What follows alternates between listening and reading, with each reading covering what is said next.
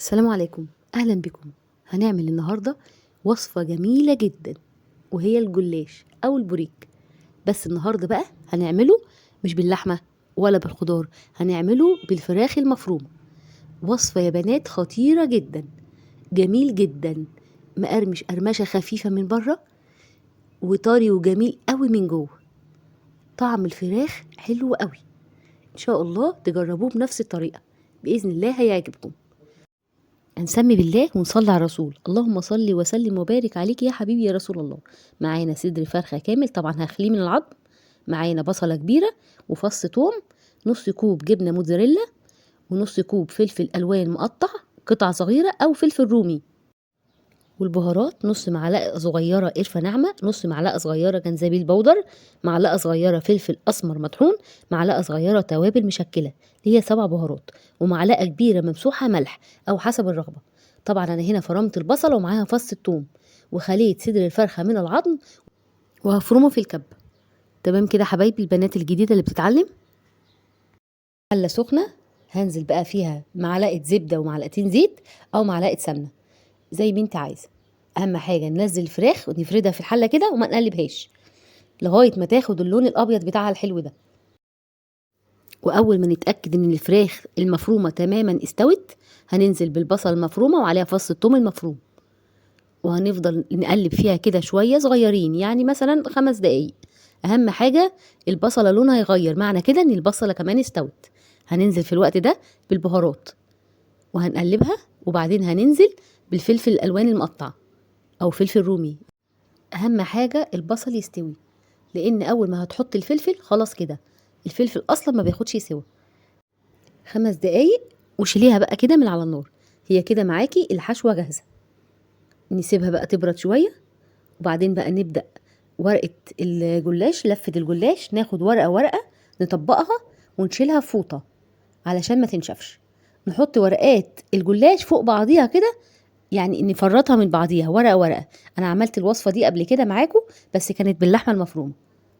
هنبدأ بقى ندهن أول ورقة. احنا هنا هنستخدم في الرول، هنستخدم 4 طبقات. أول طبقة اهي دهناها، وتاني طبقة هتدهن، والتالتة هتدهن، الرابعة لأ، الرابعة اللي هتحط عليها الحشوة مش هندهنها. تمام يا بنات؟ أنا كده بدهنها سمنة أو زبدة زي ما انت عايزة، بس بلاش زيت، الزيت في الجلاش بينشفه. سمنة أو زبدة. تمام كده؟ دي الوصفة الخطيرة اللي تنفع قوي في العزومات. بإذن الله تجربوها وإن شاء الله هتعجبكم. دي الورقة التالتة من الجلاش. أنا هبدأ أحط الطبقة الرابعة، وزي ما قلت لكم مش هينفع ندهنها زبدة ولا سمنة. نبدأ بقى نحشيها ونحط عليها الجبنة الموتزاريلا ونلفها كده رول. وأهم حاجة الجلاش، رول الجلاش يتحط على الفتحة في الصينية علشان يقفل معاكي ما يفتحش وهو في الفرن. ابدأي بقى احشيها كده زي ما انتوا شايفين يا بنات. انا طبعا هعمل الكمية كلها، بس انا بوري البنات الجديدة اللي بتتعلم. حشوة خطيرة وطعم رهيب، والقرفة مديها طعم حلو قوي. نحط بقى جبنة الموتزاريلا. عايزة تستغني عن الجبنة براحتك خالص، اللي حضرتك عايزة تستخدميه استخدميه.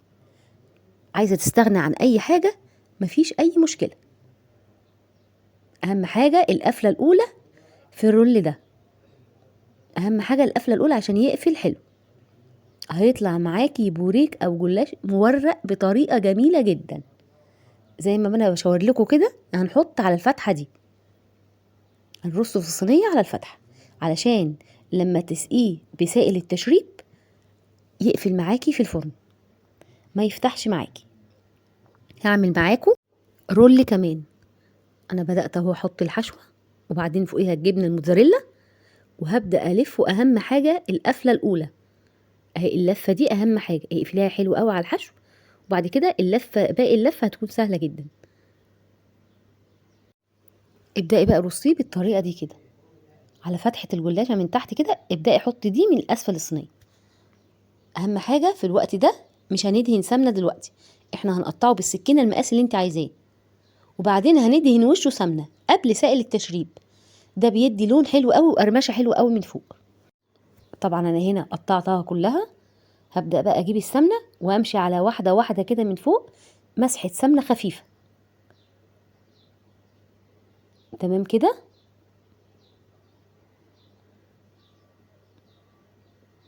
ده هيخلي لونها حلو قوي ومقرمشة في نفس الوقت. سائل التشريب، انا هاخد على لفة الجلاش دي بيضاية واحدة ورشة فلفل اسمر وكوب ونص حليب لبن. تمام. هخفق البيضاية الاول وبعدين هزود الحليب عليها واخفقه تاني. اهم حاجة الخليط يمتزج جدا مع بعضه، وابدأ اسقي بيه صينية البوريك الجميلة دي، وادخله الفرن متوسط الحرارة، وهيطلع بمنتهى الجمال زي ما انتوا شايفين يا حبايبي. ربنا يحسن ما بين ايديكم. اتمنى تكون الوصفة عجبتكم، ولو عجبتكم اشتركوا في القناة، فعلوا زر الجرس على الكل علشان يوصل لكم كل جديد. استنوني في وصفات كتير حلوة قوي ومميزة.